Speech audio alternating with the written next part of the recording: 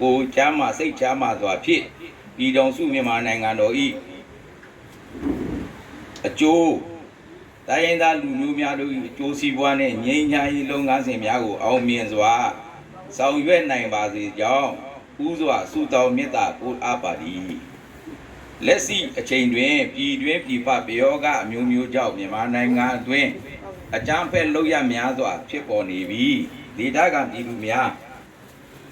အတိဒုက္ခရောက်နေကြပါသည်တိုင်းရင်းသားညီကိုမောင်နှမအချင်းချင်းအတွင်းသွေးဆွေးညီညွတ်မှုများလျော့နေပြီးသွေးကွဲအောင်ဤမျိုးမျိုးဖြင့်ပေးထိုးလှုပ်ဆောင်နေကြပါသည်စိတ်မကောင်းကြဖြစ်ရတစ်ခုဖြစ်ပါသည်တွေ့မြင်နေရပါသည်ပါတီအနေဖြင့်တနိုင်ငံလုံးပြည့်ခိုက်ရစေရေး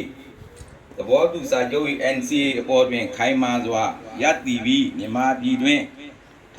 ထာဝရတည်တံ့ခိုင်မြဲသောငြိမ်းချမ်းရေးလုပ်ငန်းစဉ်များပေါ်ယုံကြည်မှုအပြည့်ဖြင့်ယနေ့ထိအလေးထားဆောင်ရွက်နေမှုများအတွက်အတိမပြုပါသည်လက်ရှိအနေထားအရကျွန်တော်တို့ဆောင်ရွက်ချက်များအပေါ်ဝေဖန်မှုအမျိုးမျိုးစီးနိုင်တော်လဲနောက်တစ်ချိန်တွင်ဒီလူအလုံးအတိမပြုကျေးဇူးတင်စီကြမိမှာအသေးကြပင်ဖြစ်ပါသည်စစ်မှန်သောစေတနာနှင့်အနစ်နာခံဆောင်ရွက်မှုများကြောင့်မြန်မာနိုင်ငံ၏ပြည်တွင်လက်နက်ကိုင်ပဋိပက္ခများချုပ်ငြိမ်းပြီးထာဝရငြိမ်းချမ်းရေးရရှိမည်ဟုယုံကြည်ပါသည်ဖတ်တည်အနေဖြင့်ကရင်ပြည်နယ်အတွက်ဒါမကပဲနိုင်ငံတော်အတွင်းရှိတိုင်းရင်းသားလူမျိုးများ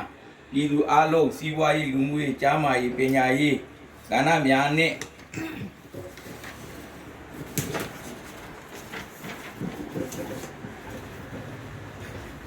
ကဏ္ဍများနှင့်ဒေတာတည်ငြိမ်အေးချမ်းရေးအတွက်ယခုကဲ့သို့ပူးပေါင်းဆောင်ရွက်မှုများကို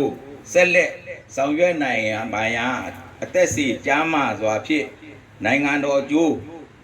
ဆက်လက်ထမ်းဆောင်နိုင်ပြီးနိုင်ကြောင်းမွေးနေ့ဆုတောင်းလွှာပေးပို့လိုက်ပါသည်